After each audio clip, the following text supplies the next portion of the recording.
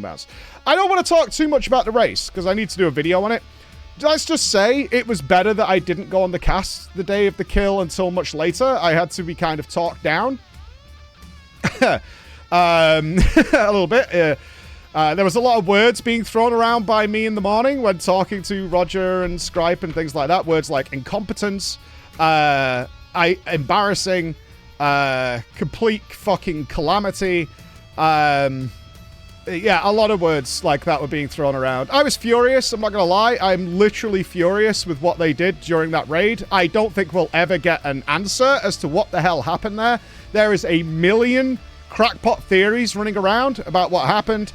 But ultimately, embarrassing is the word I will go with. Absolutely embarrassing for Blizzard. I have never in my life, and I really racked my brain. Did they forget a phase? I don't know. I don't know. Like, if I run the fucking gauntlet of crackpot theories. 1, they didn't turn on the triggers for whatever was supposed to happen. 2, they deliberately didn't turn on the triggers for what was supposed to happen so the race would end. 3, they legendary ringed us and literally didn't come up with anything at all. 4, they somehow ran out of time to create whatever the mythic phase is going to be. All of those theories may or may not be true. I have no idea. I have actually no idea, but embarrassing. I overhyped myself for no reason. I overhyped myself for good reason. For really good reason. They did not deliver. They did not deliver. I had very good reasons to overhype. Theory, all of the above. Potentially, like, there's a lot of things we know about boss design that go on in the background, such as not turning on secret triggers before the top world guilds get there. Makes sense, right? And we actually saw a great example of why this raid's here, because it was very public that somebody went in and use dev tools to kill the boss.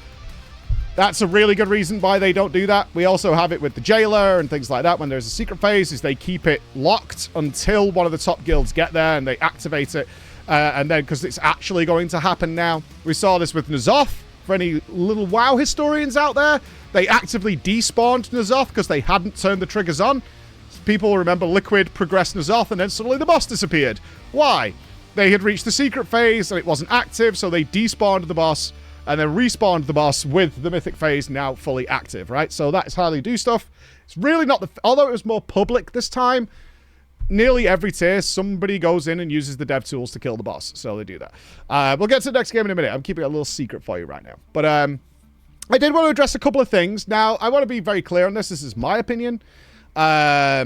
It is definitely not shared by everybody on the Echo team, and I haven't spoke to anyone at Liquid yet. I kind of want to see if we can get a chat with Dratnos going, something like that.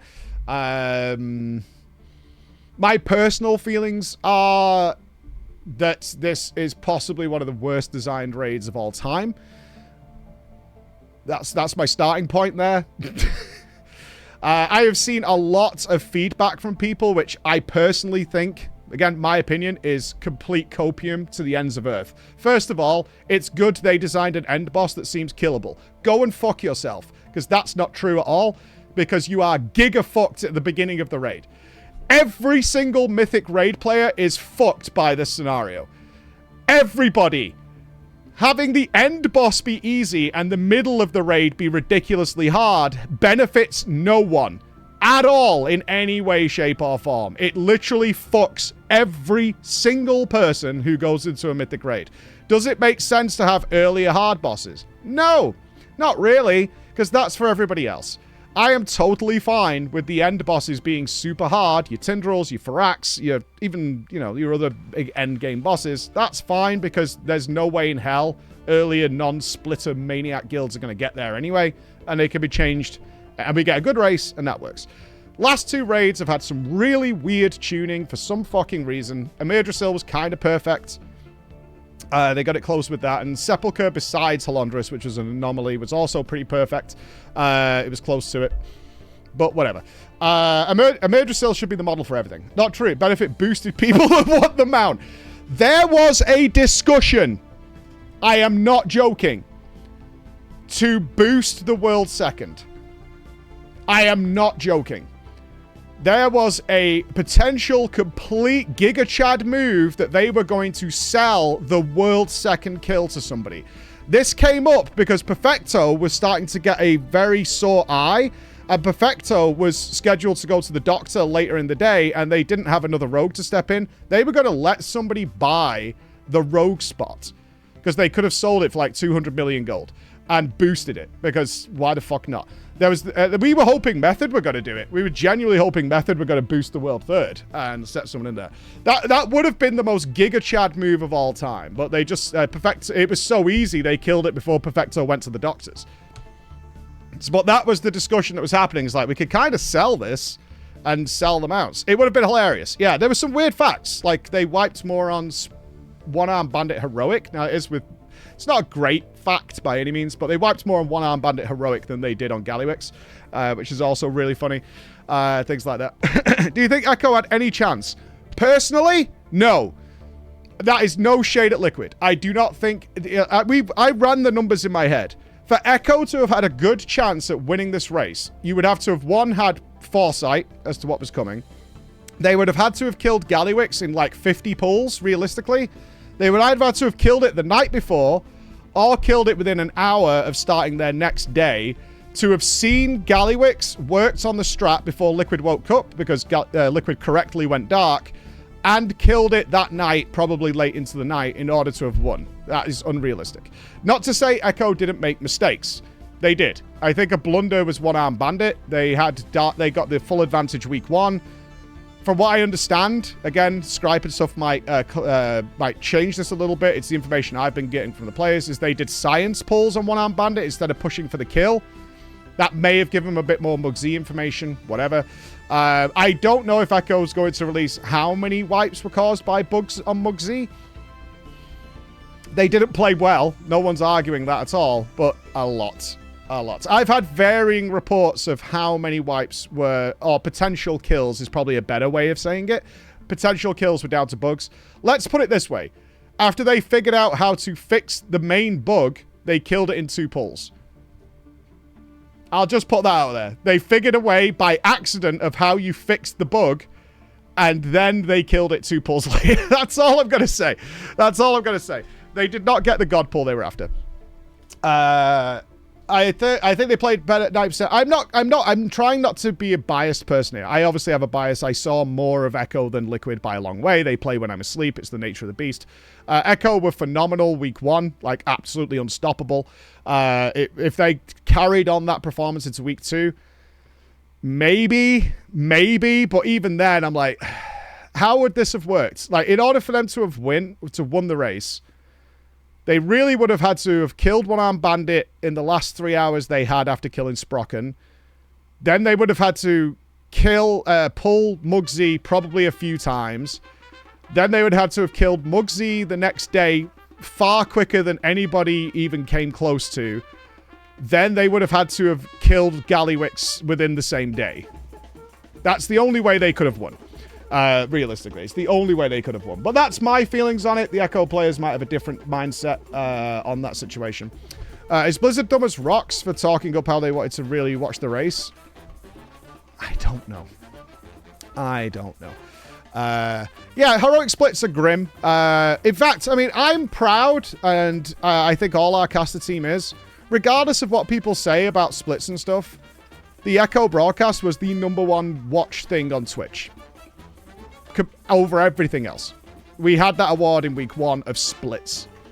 Like, I am ultimately proud that we put on the best show on twitch.tv during splits and the race. In addition to this, Echo had higher viewership during the second part of the Muggsy than Liquid did during the secret phases of Gallywix.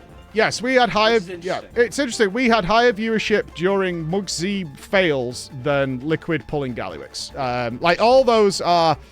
From our side, I said this to Roger, we got our world first.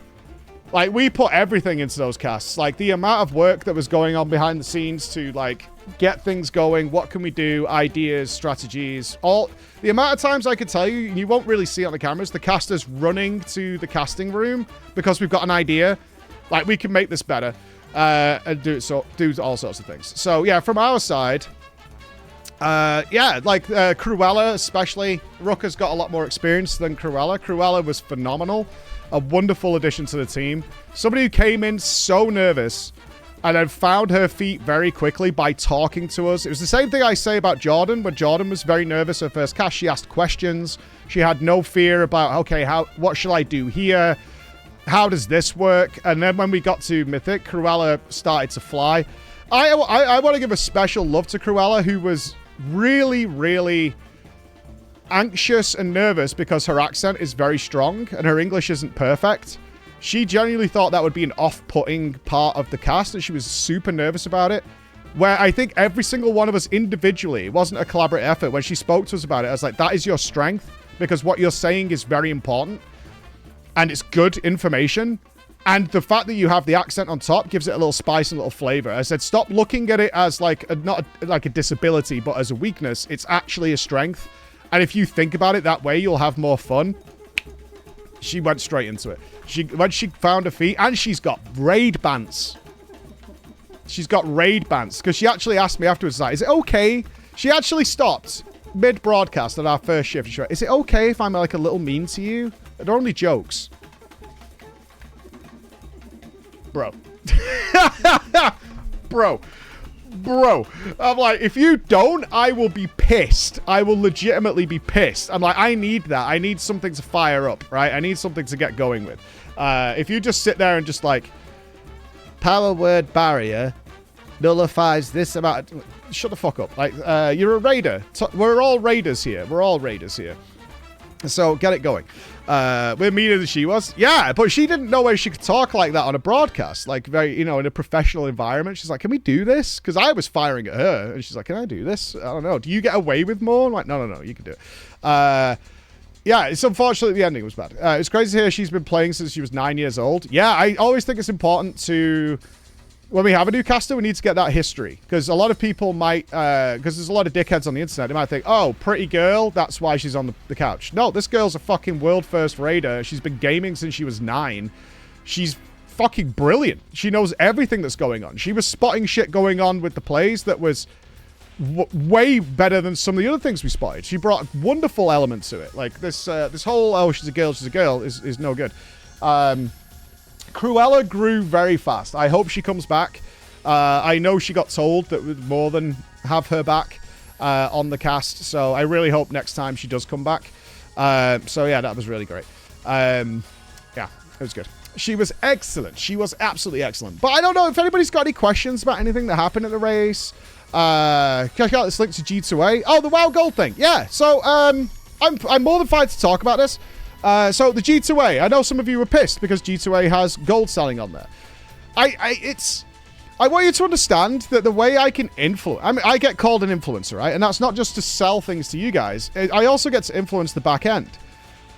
I'm not happy that G2A sells gold, obviously, right? That's not fucking crazy. They have reformed their image with the keys, so that's the first thing we dealt with G2A. But while they were there, I got to talk directly with the G2A people about how the WoW community doesn't like this kind of thing, and you need to resolve it. And they're going to be looking into it, right? Do you understand that I have that ability? And that's a great way of doing it. Like this, we had a big discussion with a lot of people, is the idea of just like cutting everything off that you don't like doesn't work in reality, like at all. So I sat down with them and went through this thing. You have to impact it that way. Do you know what I mean? Yes, G2A used to sell stolen keys during the Wild West. In fact, I got asked to talk more about G2A than anybody. Like, I was actively asked, like, you could deal with it in a more mature way. People have a problem with G2A. Can you address it? And then the G2A guy came down, and we spoke about all these things. And he was like, yeah, when we started, we had no checks in place. Keys were just arriving on our website. It was like a third-party marketer. And things have changed dramatically over the years. So now we have all these checks and balances, and they're reforming their image, and they're doing things about it, and they're keeping it clean, and ultimately trying to get cheaper games for people, like you would get in a store on your street, right? That's the idea. I'm okay with it. I talked to him, like, you need to deal with this WoW Gold thing. And then he was like, he had the right opinion. He was like, but World of Warcraft sells gold? I'm like, yeah, they do. Which is a good point, honestly. World of Warcraft sells gold. It's like, they sell fucking gold. And I'm like, yeah, but you've got to understand that that's okay. What you're doing is not. And he's like, I mean, we had a, you know, we look at it. It's like, it's the people who have billions of gold are reselling their gold. They're like, right, but that's not allowed. Blizzard's allowed to sell their own gold. So it's a messy scenario. So it was a lot of things they're going through there. But ultimately, very nice people. Will they change? I don't know. I don't know. I'm not in charge over there. But all I could do is use this position I'm in to make it work. And ultimately, yes, do I bend my morals sometimes? I do, if it means the race can continue. Echo does not have the financial support of a Team Liquid. They don't. And I took pay cuts this time to go to the race. You know, we had to renegotiate and get things down because they don't have any fucking money. They have a lot of people to pay. They don't make a lot of money. So it's like we talk about sponsors before we go on, and it's like who's got a problem with who. And I can tell you, actively, Echo has dropped several sponsors that were very lucrative because the casters said we're not doing it, right? Like, that has happened many times. So if it's a problem for you, I hope you understand my position, even if you don't agree with it. Is like, I can actively do something here to maybe make it better. If I could do that, I'll give it a go. If it doesn't work, all right, we tried. And in the future, we'll change things. Do you know what I mean?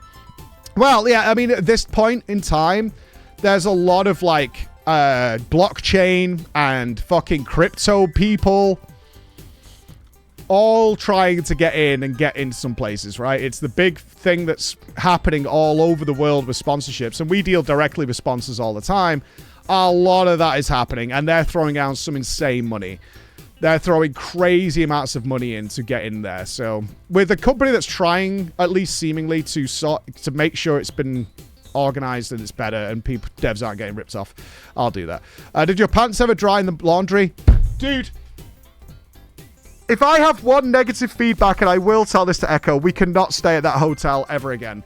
I get it. It's literally, you can see you can see your bedroom from the casting room, right? It's, you walk out of the SK building and you walk into the hotel. Chris has been there. It's like 5 steps.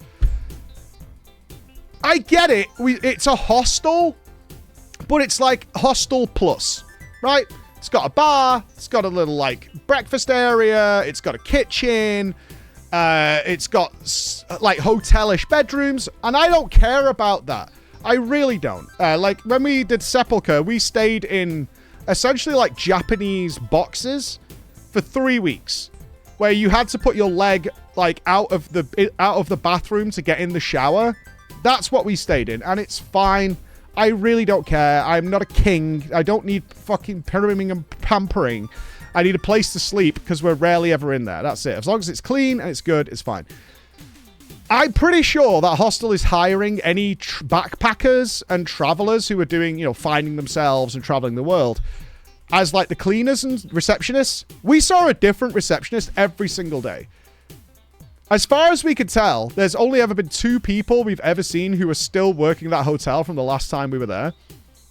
And every time we went up to our floor, they were just on the floor, sat on the floor in the corridors with all the cleaning baskets, just playing on their phones. And they would, like, jump when they heard the lift open because they're clearly not working or doing anything. Now, well, I'm not being judgmental, and honestly, nothing actually, like, got stolen from me, but it made me very nervous to leave, like, cameras, laptops, all that stuff that I carry with me to the race in my room. Because these guys clearly don't give a fuck. They really don't give a fuck. And they're probably only here for, like, 3 weeks, and then they're going to disappear off to a different country or something. It made me very nervous. They've also seemingly disabled all of the locks in the bedrooms. So you still need a key card to get into the room, but your deadlock inside doesn't work, and it didn't work for most of our rooms. They're completely disabled. So I guess they've lost their master key or something. So you could not lock your bedroom at the end of the day. They also have a rule, they won't clean your room unless you specifically ask for it. I find that really weird for people who have a booking of 2 weeks, but whatever.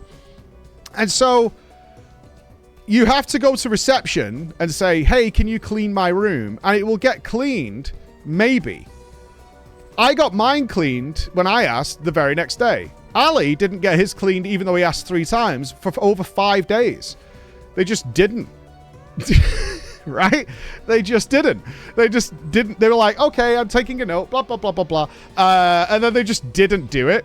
And the laundry thing, I swear to God, if it wasn't for the fact that the girl who I was dealing with at the hotel clearly had been on the job for like an hour before she had to deal with this because she just had no idea. Roger, okay, I need to give you context for this. The laundry is never usually a problem at the race. Like in Sweden, it was awesome. It was so good. They just had a service at the hotel. You drop your shit off whenever you felt like it, and they would have it back for you the next day. Crisp. The last time we were here for the WoW race, not the FF race. I wasn't there for that, but the WoW race. Somebody stole all the socks from the laundry. Like at the laundrette service. Sockgate was a really big deal because we got our laundry back and it was like Nagura was missing her socks, which made me very sus, right? But then some of the guys were missing the socks, and then there was like a sock trading going on because it was like, I think I've got yours. I think I've got yours. Like, and loads of them went missing. Which is not nice because we had to order fresh socks from Amazon to be fucking delivered to the venue because we can't go shopping, right? We're busy.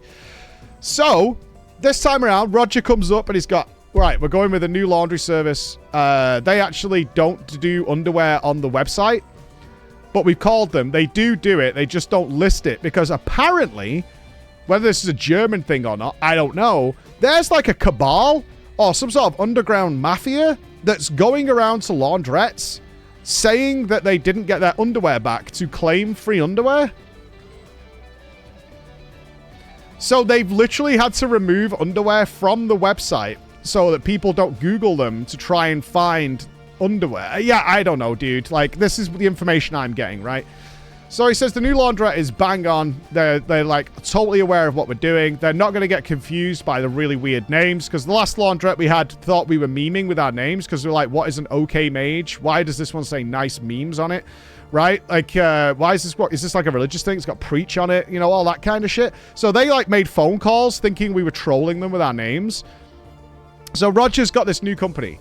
The new laundry company was phenomenal on the assumption that they received your laundry. Here's the plan.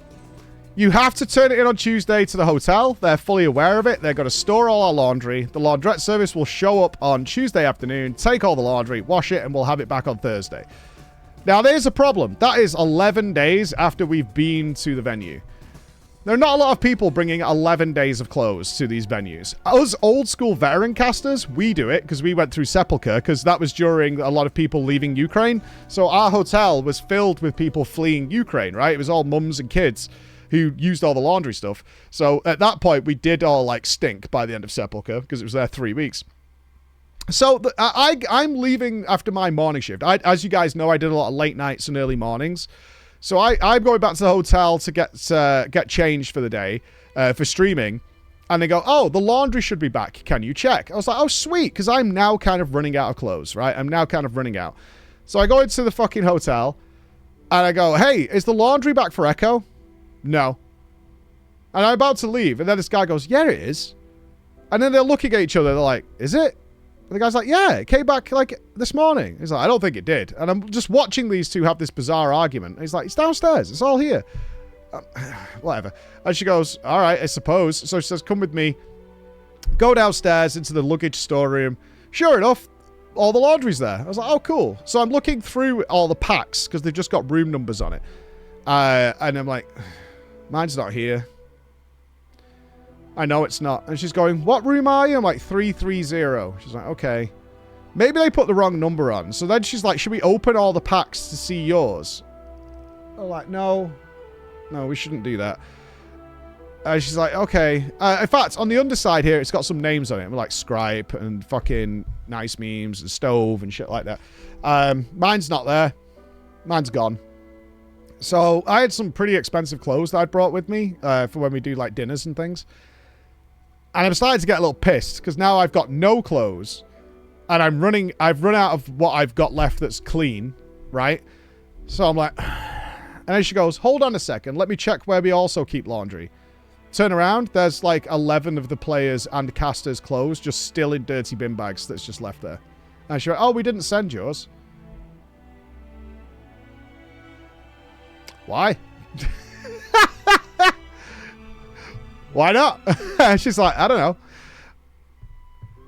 And I'm like, it was like mine, Frago, I think Alex's, like just a bunch of people's. Our dirty clothes had just been left in a bin bag for 2 days, all mixed together. So it formed like fucking BO soup or whatever. down in the room there. And she's like, oh, yeah, we didn't send yours. I'm like, why? And she's like, I don't know. So, and then we get to use the laundrette, right? Because SK Gaming does have a cleaning facility for its players that play there. So we're like, okay, we'll have to use the washing machine. No problem. It's fine. It's whatever. Put the washing on. I go first because I'm running out. Other people could last another day. So I go first. I put the fucking washing in. Says it's done in an hour. I come back down. Washing machine is done. Awesome. Throw it in the dryer. The dryer says like an hour and 15. I come back in an hour and 15 minutes. I set my alarm. And it says 1 minute remaining. I'm like, okay. So I just chill. Browsing my phone. It's been like 5 minutes. It still says 1 minute remaining.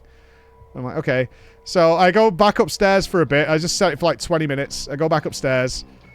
I come back down. Still says 1 minute. I did check it, and it was still wet. So I'm like, what's happening here? So I close it. It keeps going. The 1 minute lasted 3 hours. And then I talked to Julia.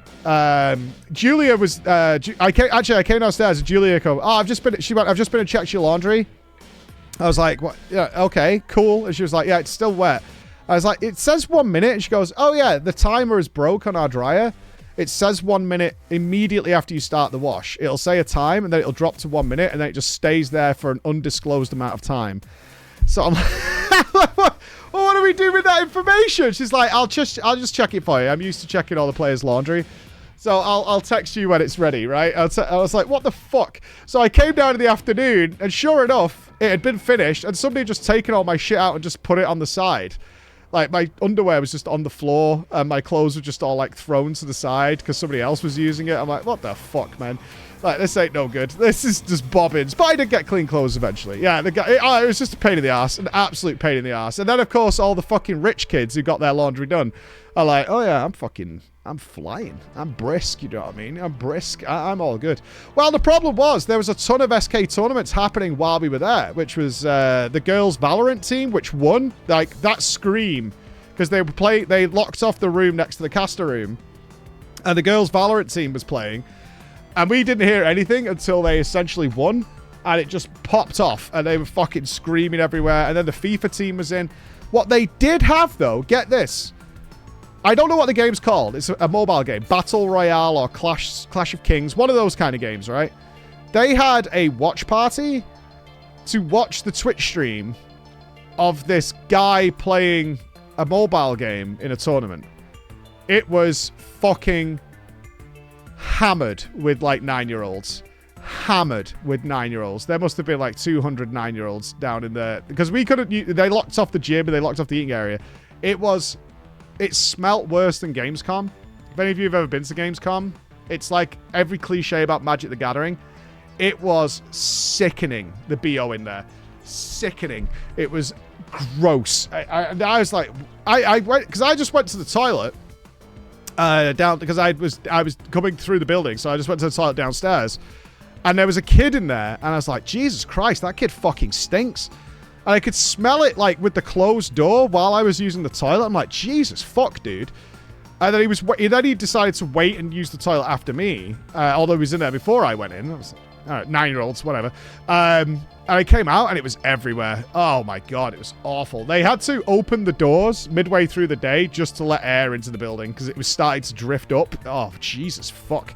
Awful. Absolutely awful. But fun times, nonetheless. Fun times, nonetheless. Why are you smelling children? If you can smell that child from across the room, you're all significant kids. I'm sorry to say. It's the way it goes. But, yeah, anything else? How do you feel about Echo's performance for the past few races? Razzo, does it feel like Echo has lost a step? Yeah, I think that's ridiculous. Echo played better than I've ever seen them, certainly in the first week this time. I mean, they picked up Sprocketmonger before anyone else in the world. I'm really not sure where that narrative is coming from, but it's bullshit in my eyes. Absolute bullshit. I think that's total bullshit. Yeah, they literally were, for the first time ever, they beat both Liquid. They beat Liquid to an early boss. Yeah, makes nonsense. And again, like I said, in my personal opinion, I don't think Echo really had a chance at winning this race, regardless of Muggsy or not. See, they choked on Muggsy. No. Did they not play as well? Sure. Did they choke? Nope. But I will let the Echo guys reveal what they want to reveal about Muggsy. I could just tell you, we decided internally as the caster team not to... See, this is why I'm a bit more free on my stream. we decided as a caster team to not focus on what was happening too much because it would come across as whining to especially the hardcore Liquid fans. There's hardcore fans of both sides, right? And we didn't want that to be the narrative. I think it would be better to just say they played worse at Mugsy and leave that alone.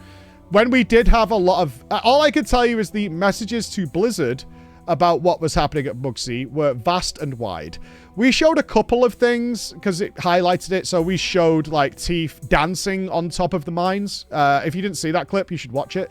Like Teeth goes to the mine. He's like fucking dancing around it. Then he does a donut around it. That doesn't work. So he goes to the next mine. He does the same thing again. Then he goes back to the first mine and dances around it. And it just doesn't go off.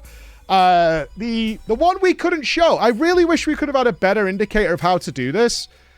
But the invisible Armageddons, we can't show because the players can't find them either. But we had a lot of invisible Armageddons because we kept saying things like, to be honest, like, oh, they've missed an Armageddon soak. I can tell you there was a lot of invisible Armageddons. And I'm not saying like no one could find it. I'm talking through 20 POVs going frame by frame. Nobody could find the Armageddon because it just wasn't there. They had to do so many different changes, such as if you get mine baits in this position, they don't spawn over there. Now, maybe Liquid figured those things out first. I'd have to ask Max about that. But yeah, I don't know. It wasn't outside the boss arena either. We thought that as well. Because they had us looking. They had us looking because we have the replay tool and stuff. It's like, can you guys find the fucking Armageddon? Because we can't see it anywhere. We're like looking around because they're trying to figure a way around it. There's no point in them, from a pull perspective, spending like 20 minutes trying to find the Armageddon, right? There's no point. So sometimes they're like, can you guys find it? Because you can look through all the replays and we're like, well, it's got to be here because it detonated. So where the fuck is it? So we're looking at all these POVs. We did figure out that like if there's any form of Z elevation, it disappears the Armageddon. So there's some stairs nearby. That disappears the Armageddon. The obvious ones that were locked in jails, that was pretty obvious. You could see those. You just physically can't get them. But being unable to detonate the bombs was a real problem. Hidden under the jail. No, you can see them. That was our thought too. You can see them if they're on top of, on a jail. Doesn't mean you can get to them because the walls are up. But yeah, you can go up there. Yeah, I really wonder if Liquid figured out how to the problem was desync. And we think, our guess, or at least my guess, I'm going to put this on me. My guess is that when they enrage, because the bombs had two, like, non-enraged and enraged, right? They had an energy bar that filled up and then they would enrage. When they enrage, for whatever reason, they completely reposition themselves. The actual hitbox gets repositioned and the visual stays where it should be, but the hitbox itself disappears to somewhere else. And that means that what you're visually seeing is not what's happening. We had a number of clips of the players being stood empty, like there's nothing around them. And then we found in the logs that they detonated a bomb. And there's nothing there. It's not even close. I'm not talking like it's like a few yards away. Nothing even near them. And it just would blow up. And they're like, what the fuck is going on? We're like, I don't know. Like, it's not there. But they did figure out how to resync them, which enabled them to, like I said, they killed it 2 pulls after they figured out how to resync them. We gotta go world first because Liquid had power outage. The power outage was scheduled as far as I understand. I don't want to dig into this because I don't want anybody to ever think I'm throwing shade at Liquid. They won, fair and square, right? But we got told the power outage was scheduled to happen. See, and then we got that. I think we heard that in Liquid broadcast as well. So I don't know. It wasn't lol. I would double check that. Because that's what we got told. It's like it was scheduled. If it's not, it's not, and it sucks. But yeah, power outages happen. It happens like during every race, something like that. We've had internet die. It is what it is. It sucks, but it is. It certainly didn't matter. Max said it was scheduled in a different place. The 7 p.m. patch time. I'm surprised Scripe didn't clock this. Because we all knew. I am really surprised that Scripe didn't clock this. Because, I mean, we were after the first 2, it was very apparent that internally at Blizzard, they had decided a very specific time to nerf bosses. So they still won't give us a heads up, which I think is a mistake. I think Blizzard should give a heads up saying we're going to, if none of you kill it, we're going to nerf the boss at this point. so they can organize some sort of strategy around nerfs, especially if they're potentially on the last boss or close to the last boss. They don't do that. But it became very obvious to me and the rest of the casting team, it's like at 7 p.m. they nerfed the boss. So at dinner that day, so about, I don't know, 12 p.m. or whatever, we were talking about, well, the nerf will be at 7 o'clock. And they're like, yeah. So Alex set an alarm on his phone for 7 p.m. for the nerf to come in. We took a break at 6:59 p.m., a casting break, because the guys were on a break as well, toilet break.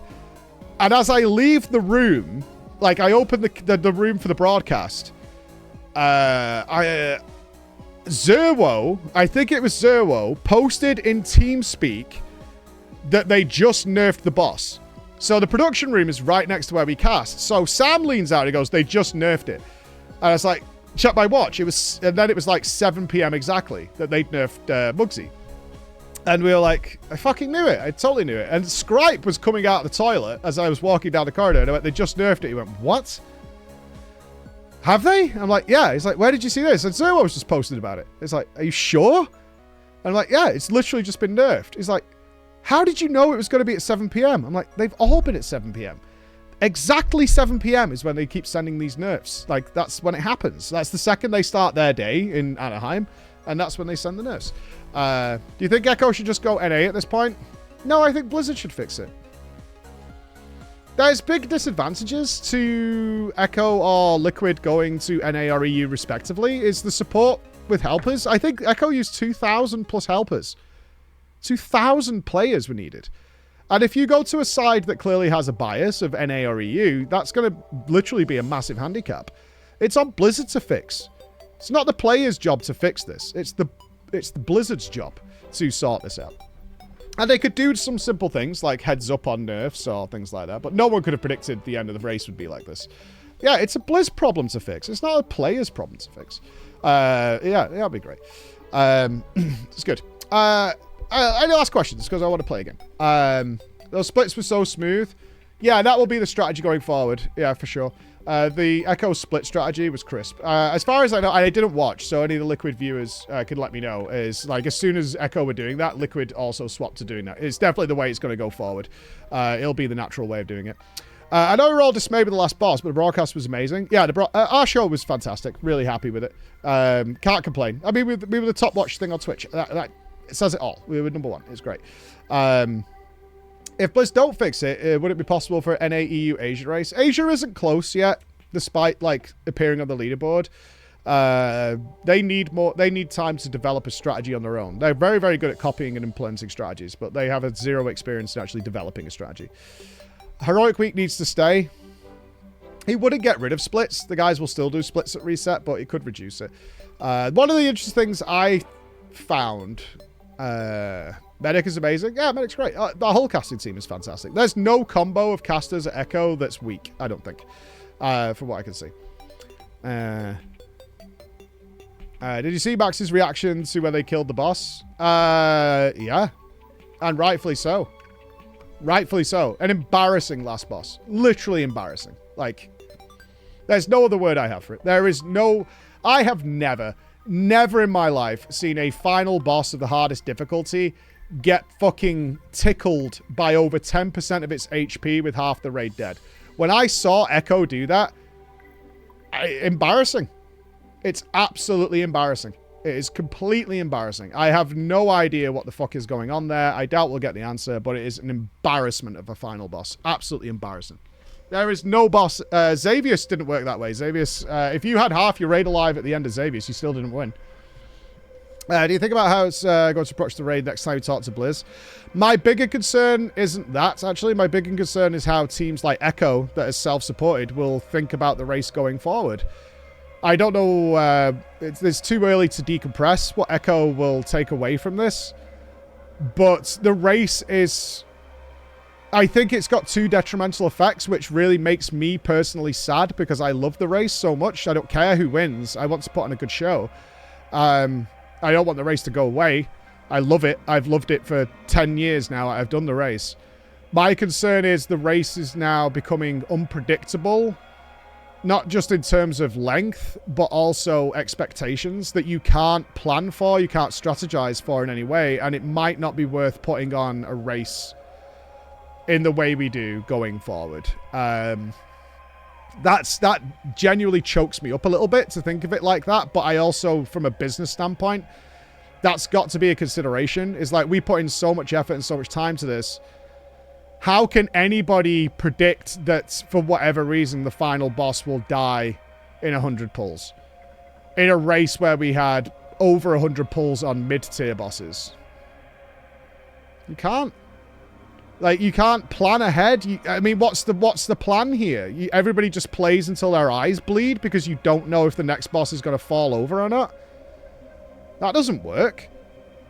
You can't do that. Like, we can all sit here in hindsight and say, oh, well, Echo should have, like, killed Mugsy and then gone straight and played all night into Gallywix. But that's a nonsense thing to take away from this. It's utterly nonsense. Like, we went to bed after Mugsy died, and I think Liquid were at 30%. And looking back now, you would go, well, shit, you need to get in there and start pulling, right? But there's no fucking way in hell that 30% should be done by the morning on the final boss of the raid. Like, it's absolutely nonsense. Nonsense. Nobody on the Echo team went to bed that night expecting to wake up to that scenario. And we were all in shock. We were like, what the fuck happened? As were Liquid, right? You can clearly see when that thing dies. It was interesting to watch the reactions, as a lot of the production team and stuff were cheering and screaming. The players were just in befuddlement, it looked like to me. Like, the players who understood what had just happened. And I think Zai's such a good guy, and I think Zai was handling it very well. Because I was thinking, how would I have handled this from a caster point? I would have just been furious. My words would have been very different, but Zyronic handled it very, very well. And, like, I don't even really know what we're supposed to say. This is very strange. This is unusual. Yeah, like, nonsense. Absolutely embarrassing. Completely embarrassing. Yeah.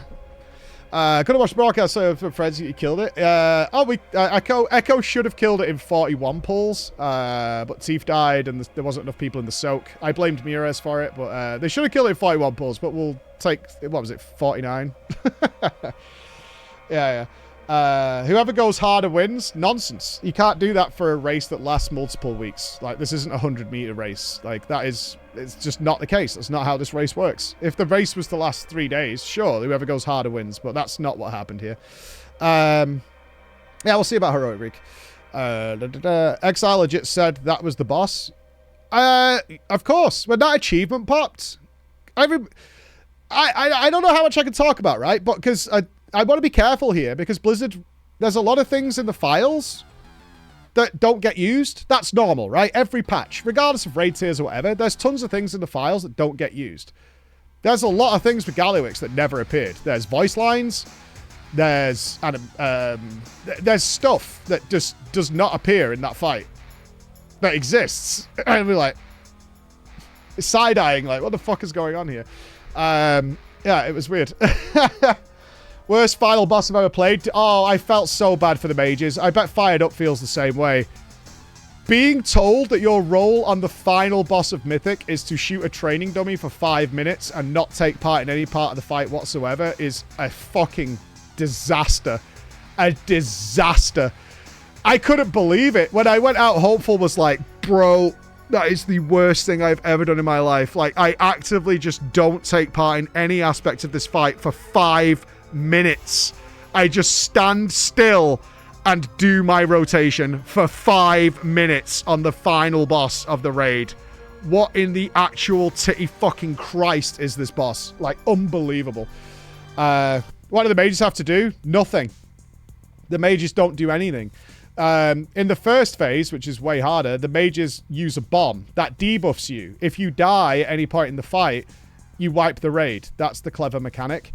And so the final phase is like, the final phase 2 is like 5 minutes. So their job is to just stand at the very back of the room and not take part in any of the mechanics that go forward. They just stand still. Occasionally, one of them might get marked with a circle, so you have to move a few yards to the left or the right. But other than that, your final boss is to hit a training dummy. It's awful. It's awful. It's so bad. Because you're trying to play... How can you be a world-class player if your job is to shoot a trading dummy? Do you think we'll get an apology from Blizzard? No, Blizzard won't talk about it. I get why they do it, but I hope guilds reduce the amount of times they go dark. That's not going to happen either. The timing makes sense for going dark. I don't like it either. You guys know that. That's my personal choice would never go dark, but that's not realistic either. It makes sense. You're not going to get back to your prog point for 2 days. Like when Echo went dark on One Arm Bandit because they were so far ahead. Why would you share that? And they only had 3 hours left, and then it was reset. So they're not going to get back to that boss till either very late the following day or the following morning, or the morning after. It's like 2 days. So yeah, just giving you competition information is silly. And Liquid might have been a very different story if you think about it. If Liquid didn't go dark on Gallywix, which they should have, and Echo's like, what the fuck is happening over there? They may have pushed to all-nighter or something like that. It can change things. On this question. Was it a problem the boss was easy, or it killed what you guys wanted in a race? Oh, yeah, of course it's a problem. Yeah, 100%. Yeah, it's a massive problem. It's really sad that there's no good answer as to how this happened. I have heard narratives and stories and thoughts from all over the world, from the most hardcore Liquid fans, Echo fans, from the players themselves. The only people I ever spoke to are the Liquid players themselves. But yeah, it's a big problem because you think of it a bit more like an American Ninja Warrior race. Let's think of it like that, right? You guys know what I'm talking about. Them stupid fucking... where there's all sorts of ridiculous obstacles on some race course. There's no way you design something like that where you have this monumental challenge near the start that instantly annihilates 99% of the competition, which is what happened here, right? You have something that's like 30 seconds in that eradicates 99% of the trained competition. I'm not talking about your average Joes.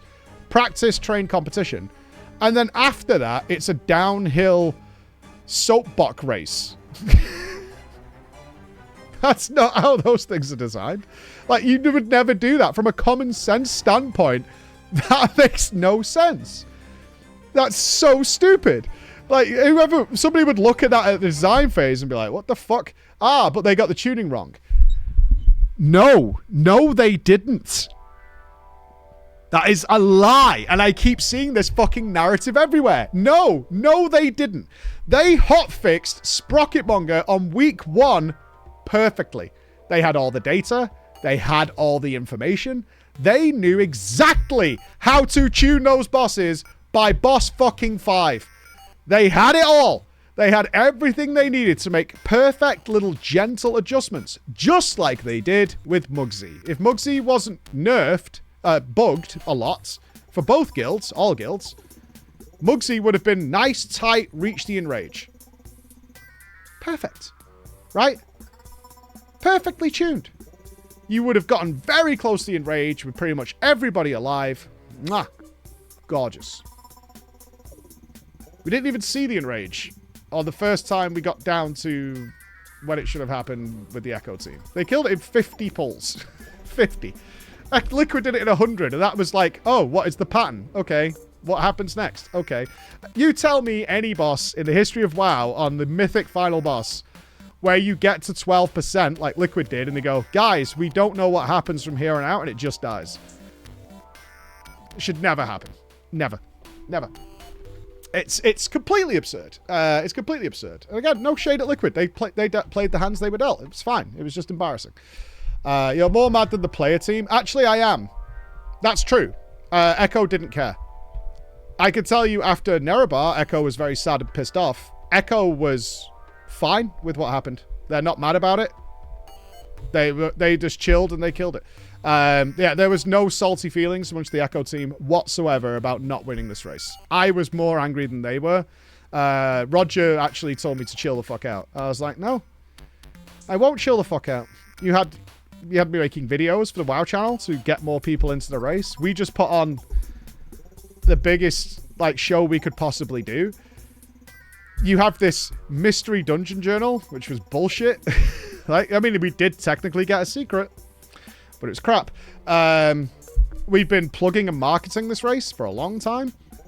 No, I'm not. I'm gonna be pissed off. It should never played out this way. There is no justifiable reason. Meanwhile, Styx is incredibly difficult to do. That's what I'm saying. Like, everybody's saying, oh, this is cool. The last boss won't be so hard to kill. You ain't seen the last fucking boss, idiot. What good is that? What good is having a last boss that's very killable if you never fucking see it? Fucking clown. Shut the fuck up. That makes no sense to anybody. You're gonna have to wait for some mega nerfs to the middle of the race so you can... If we do order of difficulty of this race, Vexy easiest... Cauldron, second easiest. Third easiest, Gallywix. Or to fight, they're more than ready for it. And I can tell you at Echo, we were planning to go to the third reset. We actually were running into the problem of, like, moving venue. Because SK needed us out by the Friday. That was the issue we were having internally, is where were we going to play from? Because we had a lot of Americans in-house. We can't just fly them home in a couple of hours and get them playing again. It can't happen. So that's what we were planning for. We were all in for that. I spoke to my wife. I'm going to be here 3 weeks. Right? That was going to happen. So, yeah. Welcome back. Hello. Over that, though, had a great race. What about the renown buffs? That's what I'm saying. You could just disable it for Mythic Gallywix only. It works everywhere else except Mythic Gallywix. Fine. No 3-week... the no 3-week race is bullshit.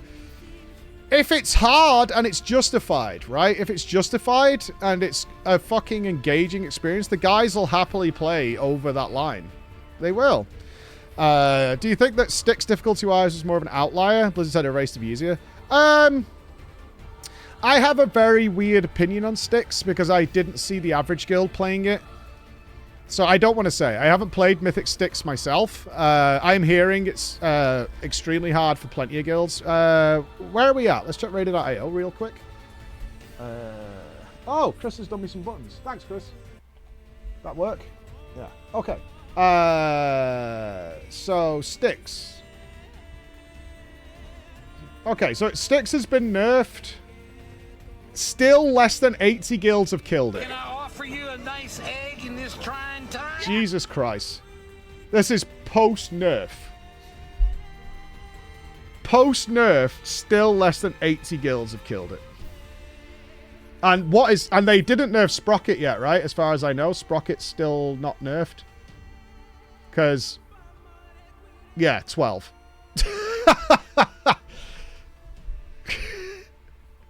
Imagine if you had optional bosses, what this chart would look like now. It would be like, you would see people killing Gallywix before they killed Sprocketmonger. That's what would be happening right now. You would see more Gallywix kills than Sprocketmonger right now. That's what you would fucking see. Insane. It got some big nerfs. This boss is going to be hammered into the ground, like full sledgehammer. Yeah, Sprocketmonger. That last phase, whoever took a break. Exactly. It is pointless saying the last boss is fine because nobody can get there. Who gives a shit? You can get eternal life as long as you can crawl across your belly through broken glass and die before you get there. It's so stupid. Yeah, it's so stupid. Don't like